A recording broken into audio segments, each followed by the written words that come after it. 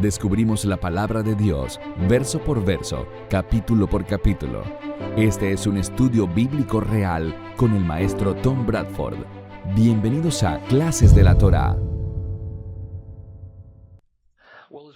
Hoy continuaremos con esta extensa preparación para el estudio del libro de Daniel. Y me gustaría reiterar que la razón de la enorme variación en las interpretaciones y conclusiones que hay en los muchos comentarios escritos sobre Daniel se debe a la teología fundamental del comentarista. Y la teología predominante de los comentaristas de la era moderna es que Daniel es una maravillosa obra de ficción, que fue escrita por un judío piadoso alrededor del año 165 a.C. Por tanto, las supuestas predicciones que hace Daniel en su libro eran en realidad eventos que ya habían sucedido y que el autor simplemente escribió en el estilo literario de la profecía bíblica, diseñada para hacerle pensar al lector que, de hecho, esto había sido escrito siglos atrás, convirtiendo así a Daniel en un vidente del futuro, en un profeta. El efecto dominó de esta creencia sobre las doctrinas cristianas es grave, y sus tentáculos se extienden en muchas direcciones.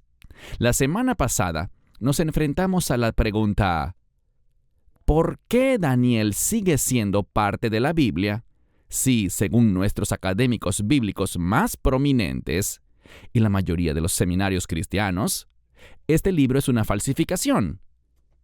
Y aún más, es obvio que si el libro de Daniel es una falsificación, entonces hasta Cristo fue engañado, porque él citó a Daniel como escritura sagrada por nombre en Mateo 24:15. Por tanto, cuando veáis la abominación que causa desolación, de la que habló el profeta Daniel, que está en el lugar santo, que el lector entienda la alusión, ese será el momento para que los de Judea huyan a los montes. Palabras del Mesías.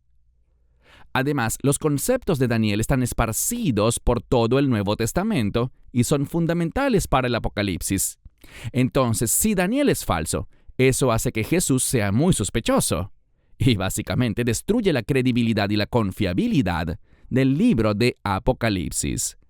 Así que hay mucho que explorar solo para tener una comprensión básica antes de que podamos comenzar a estudiar a Daniel de manera correcta. Les pido que prestemos mucha atención a esto.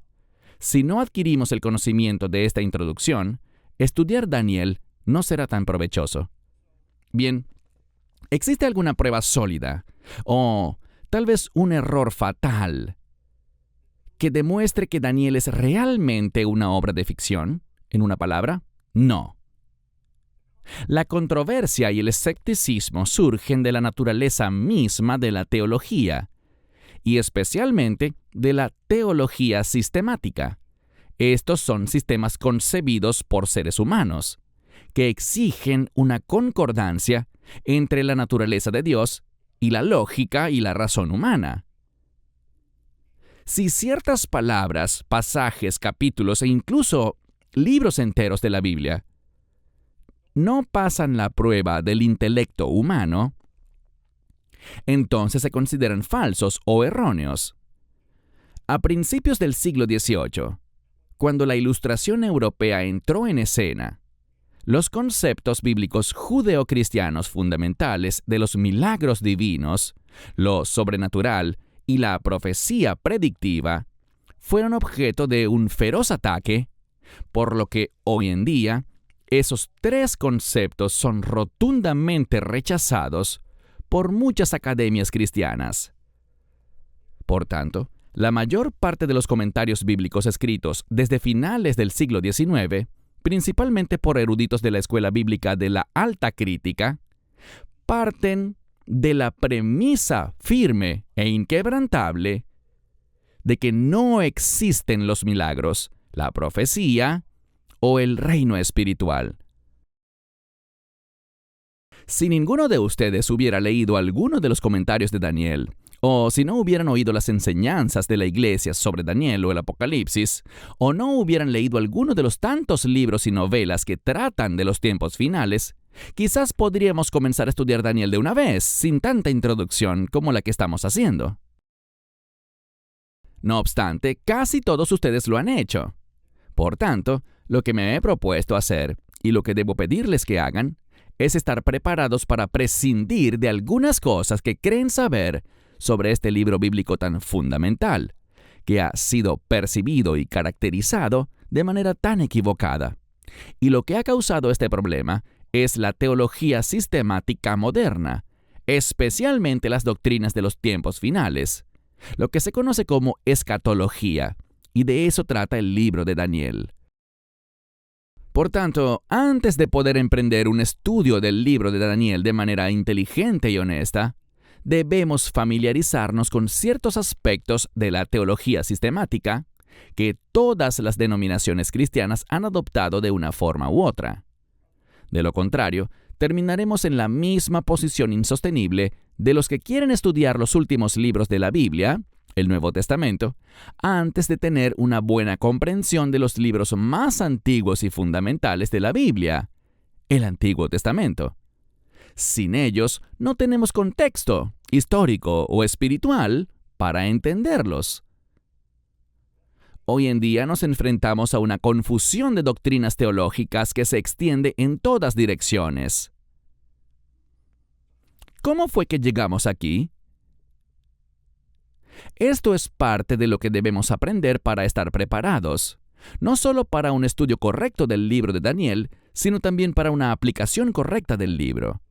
La cosmovisión, y por ende las creencias y prácticas del cristianismo, han pasado por grandes transformaciones desde su fundación como una secta de judíos, que siguieron al rabino galileo Yeshua de Nazaret, y que creían que él era el Mesías que Dios prometió al pueblo hebreo. Los miles de creyentes que hubo al principio eran judíos. Pero después de la muerte de Yeshua en la cruz, el mensaje del Evangelio fue llevado a los gentiles, y la aceptación del mensaje entre ellos se aceleró, y surgió el liderazgo de la iglesia gentil, pero con una cosmovisión helenística en lugar de judía. En términos generales, el mundo en tiempos de Yeshua y unos 400 años después fue dominado por los romanos. Y el griego era el idioma principal. Eso exigía que los miembros del Imperio Romano, que representaba casi todo el mundo conocido en ese momento, adoptaran una cultura greco-romana que ha recibido el nombre académico de helenismo. Sin embargo, en medio de este vasto desierto de la cultura helenística, había un oasis de judíos en Tierra Santa, quienes se aferraron a su propia cultura hebrea, que era muy distinta, aunque para ese tiempo ya venía bastante descompuesta, y su pureza se estaba diluyendo. Por tanto, cuando los ciudadanos de habla griega del Imperio Romano comenzaron a liderar segmentos de este nuevo movimiento de seguidores de Jesús, que primero se llamó El Camino, naturalmente lo abordaron desde su cosmovisión romana, es decir, le inyectaron la cultura romana de forma generalmente inconsciente. Pablo era el principal misionero judío y estaba encargado de llevar las buenas nuevas al pueblo del Imperio Romano. Así que adoptó técnicas y terminología que le permitieron comunicarse y conectarse con personas que en su mayoría no eran judías y no estaban familiarizadas con la cultura hebrea. A Pablo le resultó más fácil hacer eso que a los otros discípulos judíos de Jesús, porque Pablo no nació ni creció en Tierra Santa como ellos, sino que era oriundo de Tarso, una ciudad del Imperio Romano Occidental. De modo que estaba inmerso en la cultura helenística y se sentía cómodo moviéndose en ella. Al principio, la mayor parte de los no judíos que aceptaron a Cristo eran personas conocidas como temerosas de Dios, un término que significa que habían adoptado al Dios de Israel y lo adoraban junto con los judíos de la diáspora, en las sinagogas de varios pueblos y ciudades romanas. Sin embargo, generalmente no tenían ningún deseo de tener la nacionalidad judía. seguían siendo gentiles que adoptaron a Jehová, y ahora a Yeshua, como su Dios y Salvador. El libro de Hechos revela las profundas tensiones que surgieron entre la fracción judía de los seguidores de Jesús, ubicada en Jerusalén y dirigida por el medio hermano de Yeshua, Santiago, y la fracción gentil que se ubicaba en varias provincias romanas, que era el grupo de congregaciones que Pablo habría establecido. Pero en los 30 años posteriores a la muerte del Mesías, se unieron al movimiento un gran número de gentiles que estaban ubicados en el Imperio Romano de habla griega, y ellos querían tener más autoridad. Ellos querían que ese movimiento, que había comenzado como una secta judía, se transformara en algo que reflejara más la cultura helenística gentil existente. Y parece que no tardaron mucho en salirse con la suya. Santiago fue ejecutado en el año 62 o 63 después de Cristo, y eso debilitó enormemente a los líderes que estaban en Jerusalén. Pero 8 años después, Jerusalén fue diezmada, y el templo fue destruido por los romanos en represalia por una rebelión judía contra ellos. El liderazgo judío mesiánico de El Camino, en Jerusalén, quedó básicamente disuelto. Y así, los líderes de las llamadas iglesias del Imperio Romano se convirtieron en los nuevos líderes de facto del cristianismo. Rápidamente se fijaron el objetivo de distanciarse, tanto como pudieran, de la influencia cultural judía. A principios del siglo II, las asambleas de creyentes gentiles adoptaron el nombre de cristianos, que se deriva de la palabra griega Christos, que significa Mesías, para diferenciarse de los primeros creyentes radicados en Jerusalén, que eran conocidos como El Camino o nazarenos. Y estos líderes cristianos gentiles estaban menos inclinados a asociarse con las sinagogas judías. Así que comenzaron a reunirse en las casas, y algunas congregaciones crecieron lo suficiente como para necesitar un edificio, y alrededor del año 200 después de Cristo tenemos la primera evidencia de lugares de culto no judíos, a los que quizás podríamos caracterizar correctamente como iglesias. A principios del siglo IV, el nuevo emperador romano Constantino se convirtió al cristianismo. Y en el concilio cristiano de Nicea, en el que había una mezcla de políticas y tradiciones para estos fines desarrolladas por congregaciones independientes, se estableció una lista de doctrinas firmes a las que llamaron cánones en ese tiempo, que regiría a todas las iglesias ubicadas en el Imperio Romano. Así tenemos el nacimiento de la Iglesia Católica Romana. Una de las doctrinas fundamentales era que había que ser gentil para ser miembro de la iglesia. Y si bien un judío, teóricamente, podía unirse a la iglesia, esencialmente tenía que renunciar a su judaísmo. Las fiestas bíblicas fueron prohibidas, la Pascua judía fue eliminada y reemplazada por una Pascua gentil. Se abolió el Shabbat y en su lugar se adoptó el culto dominical como requisito legal. El Nuevo Testamento griego, creado poco después del año 200 después de Cristo, fue adoptado como la Biblia cristiana autorizada. Y las escrituras hebreas, el Antiguo Testamento, fueron relegadas, en cierto modo, a un segundo plano, y se consideraron generalmente irrelevantes porque eran demasiado judías. Y a pesar de todo, quizás por haberse convertido en la religión oficial del Imperio Romano gracias a Constantino, el cristianismo se regó como pólvora, de manera increíble.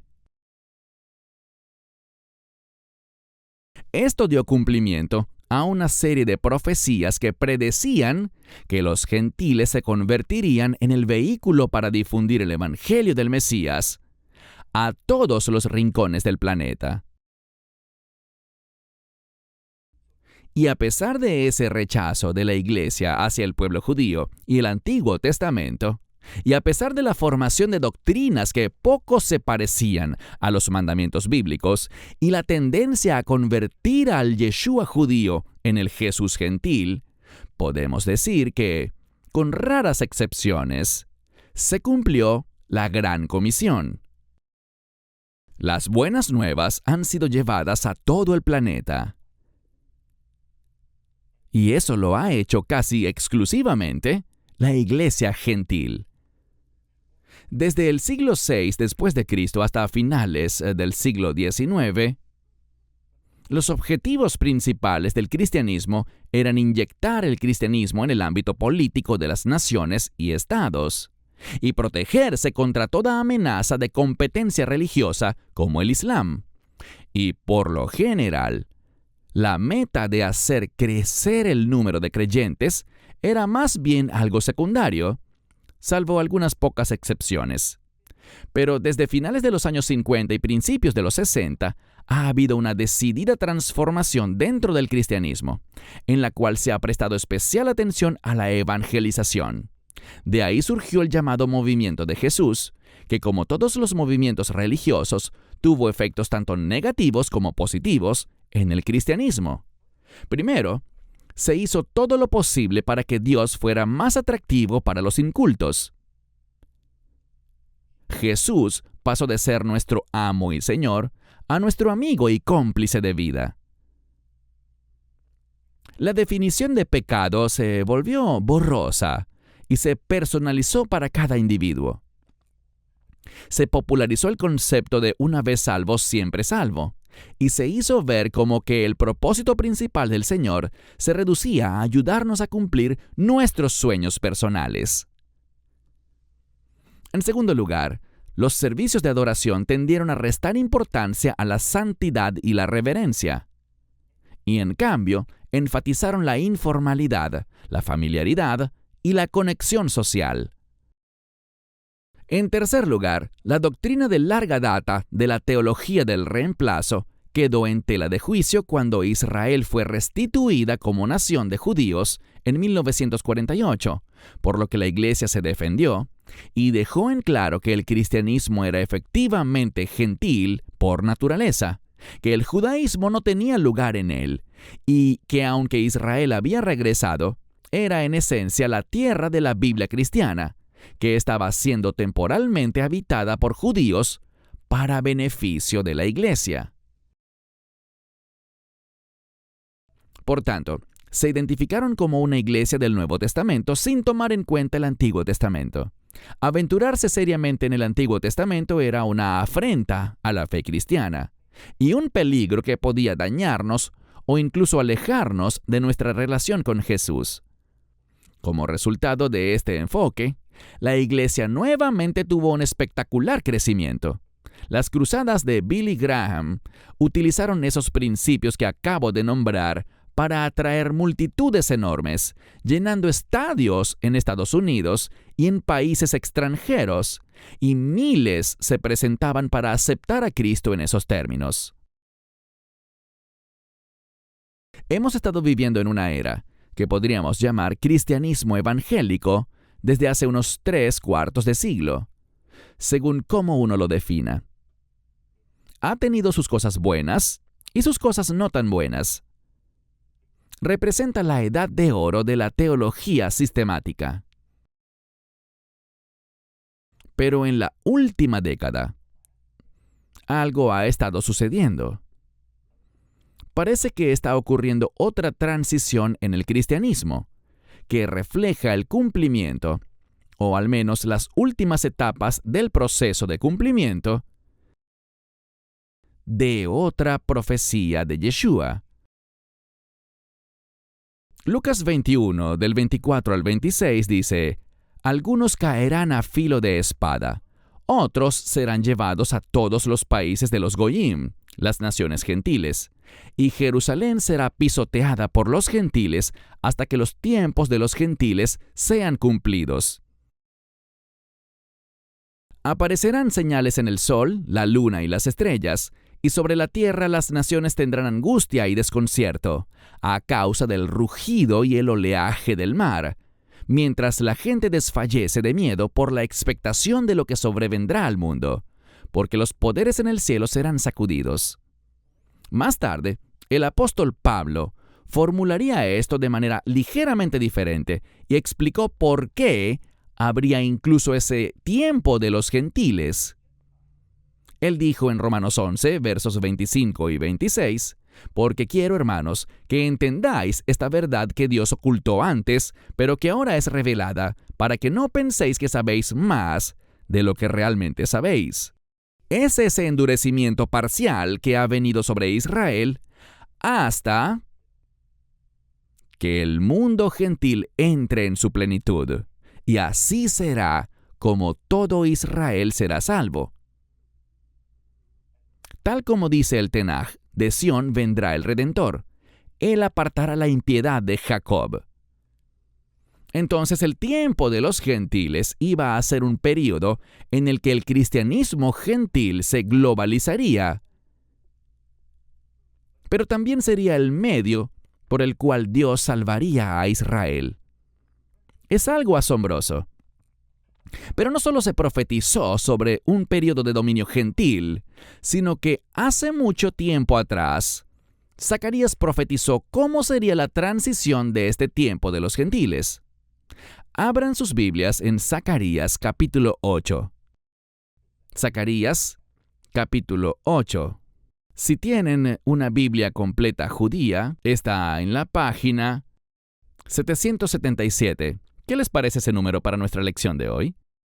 Zacarías capítulo 8. Vino un mensaje de Adonai Sebaot. Adonai Sebaot dice: «Siento gran celo por Sión, y la he celado con gran furor». Adonai dice: «Volveré a Sión y habitaré en Jerusalén». Entonces Jerusalén será llamada ciudad de la verdad, y el monte de Adonai Sebaot, el monte del santo. Adonai Sebaot dice: «Otra vez ancianos y ancianas se sentarán en los lugares abiertos de Jerusalén, cada uno con su bastón en la mano, por su avanzada edad.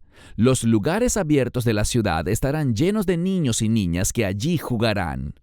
Adonai Sebaot dice: «Esto puede parecer sorprendente para los supervivientes de aquellos días, pero ¿debe parecerme sorprendente a mí?», dice Adonai Sebaot. Adonai Sebaot dice: «Salvaré a mi pueblo de las tierras del oriente y del occidente, y los haré volver y habitarán en Jerusalén. Ellos serán mi pueblo, y yo seré su Dios, con fidelidad y justicia». Adonai Sebaot dice: «Ánimo, vosotros que apenas escucháis en estos días las palabras de la boca de los profetas, cuando se ponían los cimientos para la reedificación del templo, la casa de Adonai Sebaot. Porque antes de ese tiempo no había salario para las personas ni los animales, y era peligroso para el que salía o entraba a causa del enemigo, porque puse a todos los hombres unos contra otros. Pero desde ahora no trataré al remanente de este pueblo como lo hice antes, dice Adonai Sebaot. Ahora sembrarán en paz, la vid dará su fruto, la tierra dará su producto, el cielo dará su rocío, y haré que el remanente de este pueblo posea todas estas cosas. Casa de Judá y casa de Israel, así como antes erais maldición entre las naciones, así ahora os salvaré, y para que seáis bendición. No temáis, animaos, porque Adonai Sebaot dice: «Así como resolví haceros daño cuando vuestros padres me provocaron», dice Adonai Sebaot, «y no me arrepentí, así ahora resuelvo hacer el bien a Jerusalén y a la casa de Judá. No temáis, estas son las cosas que debéis hacer. Decid la verdad unos a otros. Administrad en vuestros tribunales una justicia verdadera y conducente a la paz. No planeéis hacer mal uno contra otro, ni améis el perjurio, porque todas estas cosas las odio», dice Adonai. Esta palabra de Adonai Sebaot vino a mí. Así dice Adonai Sebaot: «Los días de ayuno del cuarto, quinto, séptimo y décimo mes se convertirán en gozo, alegría y fiestas alegres para la casa de Judá. Amad, pues, la verdad y la paz. Adonai Sebaot dice: en el futuro vendrán pueblos y habitantes de muchas ciudades. Los habitantes de una ciudad viajarán a otra y dirán: debemos ir a implorar el favor de Adonai y a buscar a Adonai Sebaot. Yo también iré. Muchos pueblos y naciones poderosas vendrán a buscar a Adonai Sebaot en Jerusalén, a implorar el favor de Adonai. Adonai Sebaot dice: cuando llegue ese momento, 10 hombres de todas las lenguas de las naciones asirán el manto de un judío y dirán: iremos con vosotros porque hemos oído que Dios está con vosotros. Presten especial atención al verso final. Adonai Sebaot dice: cuando llegue ese momento, 10 hombres, el concepto judío de minyan, de todas las lenguas de las naciones, es decir, las naciones gentiles, asirán el manto de un judío y dirán: iremos con vosotros, porque hemos oído que Dios está con vosotros. Aquí tenemos lo que yo llamo el círculo de la salvación. La antorcha del proceso de redención de Dios la tuvieron primero los hebreos. Y luego esa antorcha pasó a los gentiles. Y se nos dice que cuando llegue ese momento, volverán a tenerla los hebreos. Yeshua y Pablo ambos explican y profetizan sobre algo llamado el tiempo o la era de los gentiles. Y Zacarías describe lo que sucederá al final de la era de los gentiles. Se nos dice que, de repente, los gentiles empezarán a buscar a judíos para oír acerca de Dios. Y el mecanismo desencadenante para que eso suceda es que Israel regresará de un largo exilio y se restablecerá como nación judía. Bueno, después de 1900 años, Israel ha renacido. Jerusalén está nuevamente bajo control de los hebreos. Y están surgiendo sinagogas mesiánicas llenas de creyentes judíos en números cada vez mayores. El movimiento de raíces hebreas se está expandiendo a nivel mundial. Y eso está sucediendo sin ningún tipo de organización central. Esto está causando molestias a la iglesia institucional, a muchas denominaciones institucionales, ya que algunas de sus doctrinas fundamentales están siendo cuestionadas. Todas estas son señales de que se acerca el fin del tiempo de los gentiles. Ya estamos allí. El hecho de que estén escuchando esta lección es una prueba de eso. Porque el mensaje que están oyendo no proviene de 1800 años de doctrinas de la iglesia gentil creadas por el hombre, que en sí mismas reflejan a la iglesia romana antigua. Este mensaje no se basa en la idea de que la iglesia reemplaza a Israel como el elegido de Dios. Tampoco es un mensaje que dice que la ley de Dios y su profecía están abolidas y fueron clavadas en la cruz. Oigan bien, el nuevo pacto, tal como se predijo en Jeremías 31 y que fue cumplido en el Cristo divino, nunca se trató de que la venida de Yeshua era para anular la ley, como él mismo lo aclaró en Mateo 5 del 17 al 20. Más bien se trata de su sacrificio para salvarnos de nuestros pecados y luego de la venida del Espíritu Santo para que pueda morar en nosotros y tengamos una devoción más elevada, profunda y espiritualmente correcta. Y por supuesto, tal como pasó en cierta medida con el mensaje de Yeshua en su primera venida, el mensaje que escuchas de mi parte y de otros de las raíces hebreas y los movimientos mesiánicos puede ocasionar una división. Casi no hay espacio para términos medios. O rechazas este mensaje y vuelves a las tradiciones y doctrinas de la Iglesia romana institucional, de donde ha surgido todo el cristianismo occidental, o lo aceptas y comienzas la desafiante tarea de recalibrar tu comprensión de la Biblia. con el consecuente ajuste en tu modo de vivir. Se avecina una nueva era, el tiempo de la plenitud de los gentiles. Ya estamos allí. Por tanto, nos corresponde a nosotros mirar de cerca lo que creemos y separar lo que es verdad bíblicamente y lo que son las tradiciones y doctrinas creadas a partir de las teologías sistemáticas, y luego deberemos tomar algunas decisiones difíciles. Muy bien.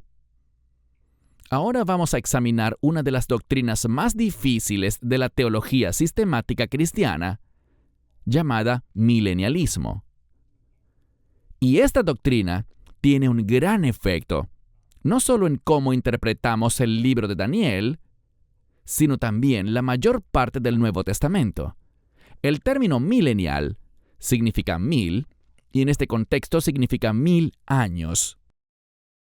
Proviene de un pasaje del libro de Apocalipsis que habla de los tiempos finales. Pueden leerlo conmigo. Apocalipsis 20.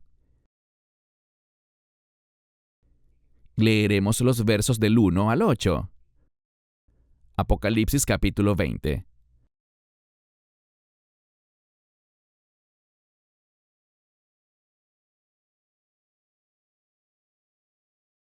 Comenzando en el verso 1.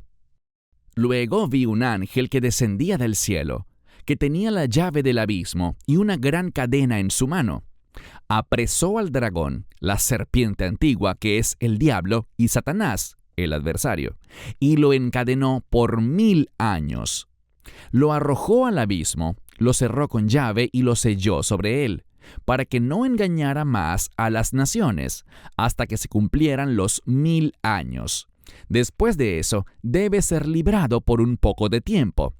Entonces vi tronos, y a los que estaban sentados en ellos se les dio autoridad para juzgar.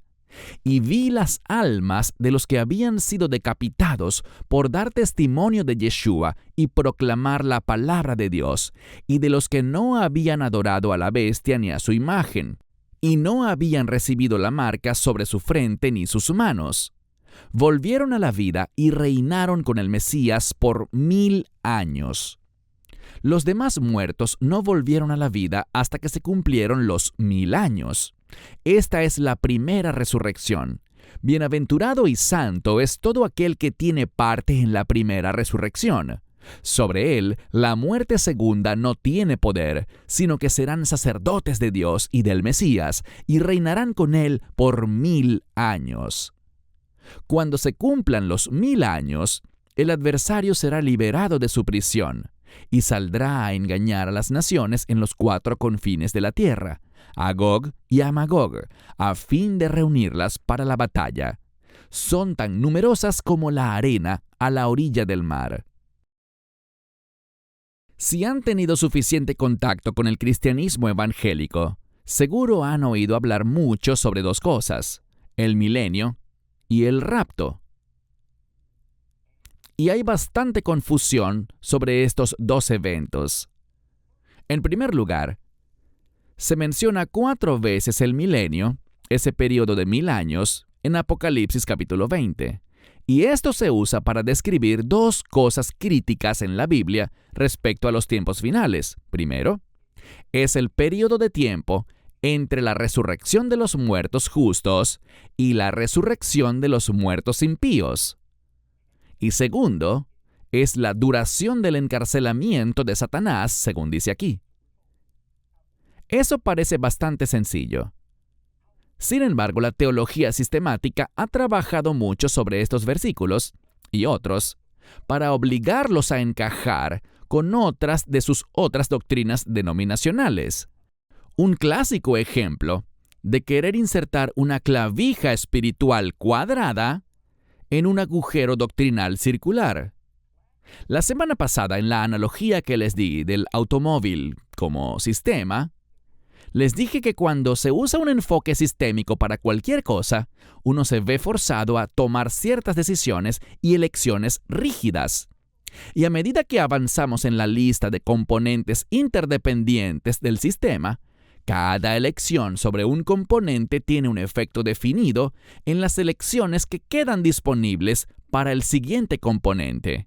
Esta limitación ocurre por la misma naturaleza de los sistemas.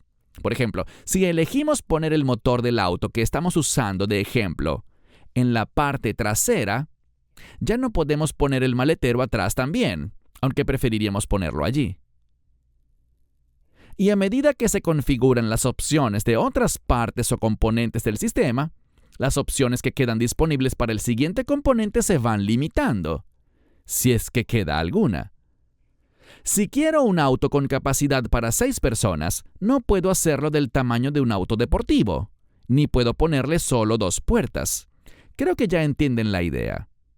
Por tanto, se han elaborado algunos enfoques bastante creativos para definir con exactitud lo que sucede en este periodo de 1000 años de los tiempos finales, para que encaje con un sistema doctrinal predeterminado.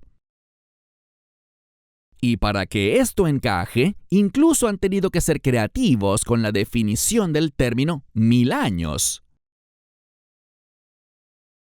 Y en algunas teologías sistemáticas, no necesariamente se interpretan los 1000 años como un periodo de tiempo.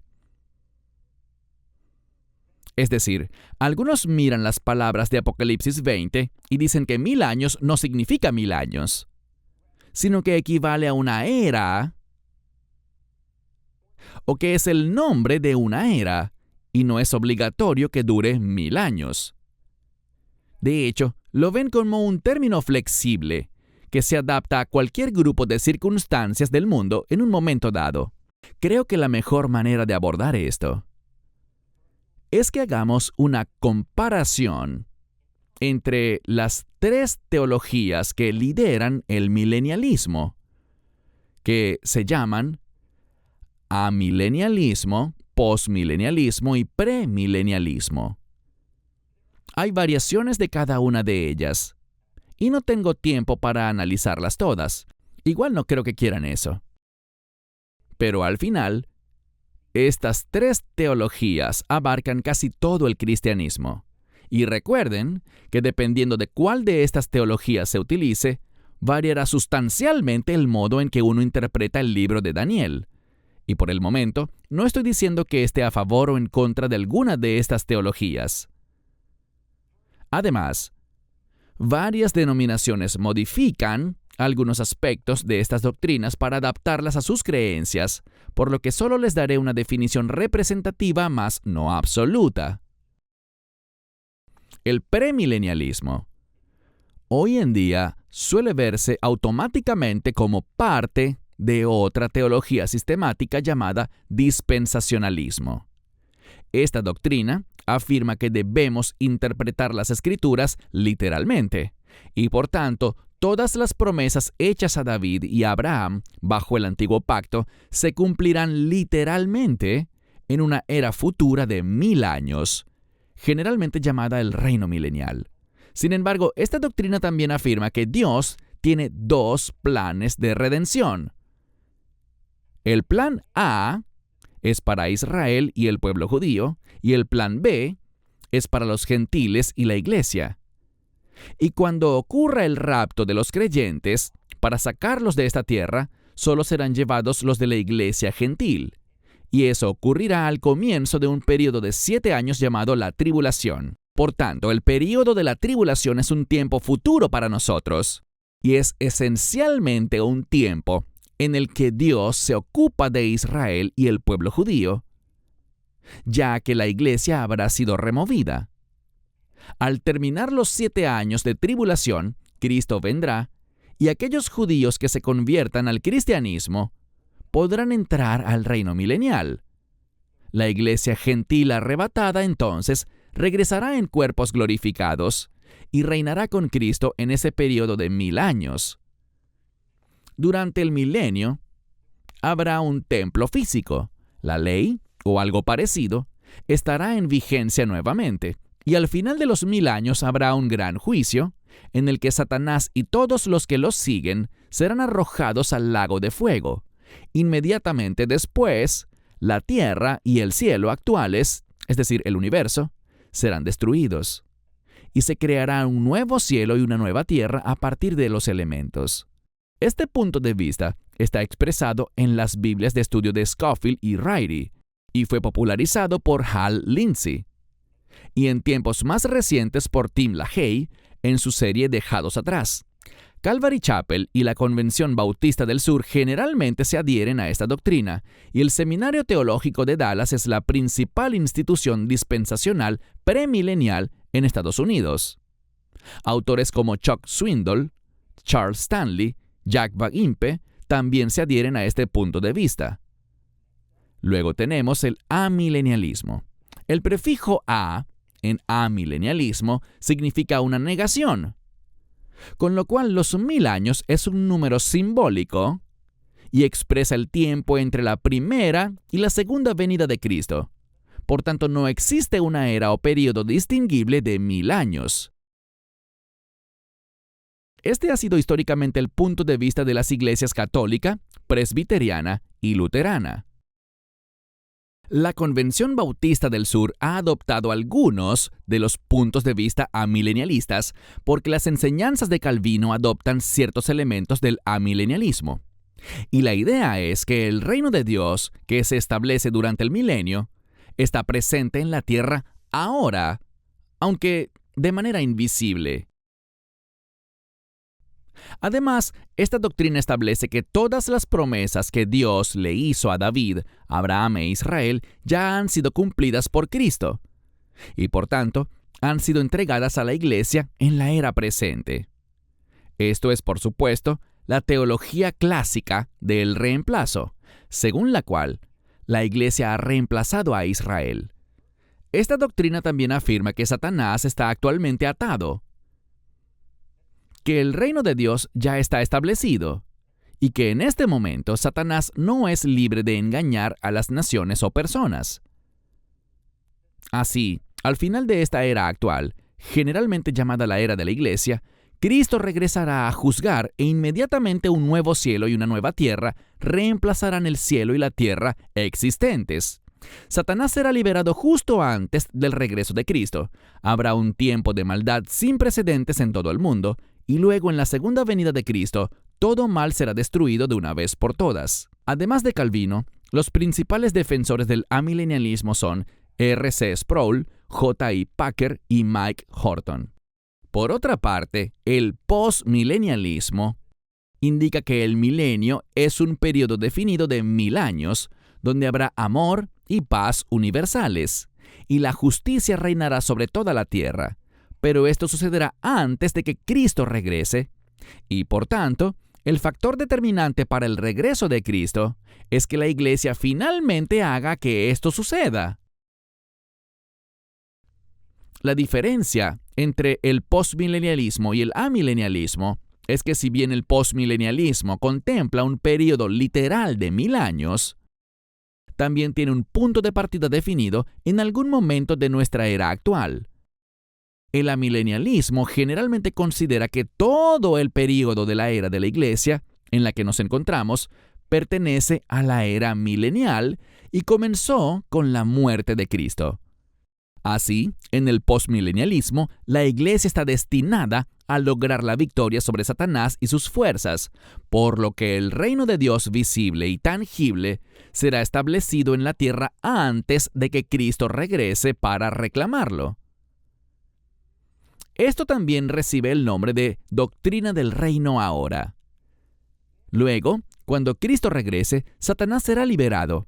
Ocurrirá una gran apostasía. Gog y Magog entrarán en batalla con los santos en Armagedón, y ocurrirá el juicio del gran trono blanco, tras lo cual habrá un nuevo cielo y una nueva tierra. El postmilenialismo clásico es propuesto por Charles Hodge y B.B. Warfield. Algunos segmentos de la Iglesia presbiteriana han elegido esta doctrina, y fue la doctrina que se practicó por primera vez en los inicios del movimiento evangélico que comenzó a principios del siglo XX. Pero las iglesias pentecostales son las que tienden a aferrarse a la mayoría de las creencias doctrinales del postmilenialismo, aunque no necesariamente a todas. Resumiendo, aquí pueden ver la gran divergencia en los puntos de vista sobre los tiempos finales y, en general, de las denominaciones que los han adoptado. Ahora pueden comenzar a entender por qué Daniel, el Apocalipsis y los tiempos finales pueden ser vistos de manera tan diferente según la iglesia en la que hayas crecido, qué predicador hayas escuchado y qué libros sobre los tiempos finales te han llamado la atención. Y no tengo dudas de que entre todo lo que les he dicho hoy, han visto reflejadas cosas que han oído y tal vez han creído, pero no tenían idea de cuál era su fuente o su contexto. Toda esta confusión es el resultado, de una manera u otra, de adoptar el enfoque de que uno puede y debe sistematizar la palabra de Dios para entenderla, es decir, la teología sistemática.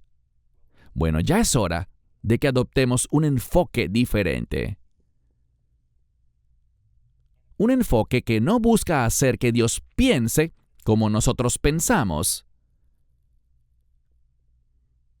que no requiere la lógica y la razón humanas para dictar el modo en que Dios ha ordenado el universo. No es a partir de nuestro razonamiento o nuestra lógica que Dios ha creado su plan de redención, ni estos deben verse reflejados en sus leyes y mandamientos. Cuando abandonamos el enfoque sistémico, finalmente dejamos de intentar moldear a Dios a nuestra propia imagen. La próxima semana, dedicaré unos pocos minutos a resumir y repasar, les daré el contexto histórico del libro de Daniel y abriremos nuestras Biblias en Daniel capítulo 1. Para más enseñanzas de un estudio bíblico real, redescubriendo la palabra de Dios con Tom Bradford, visite toraclass.com o descargue la aplicación móvil de TorahClass.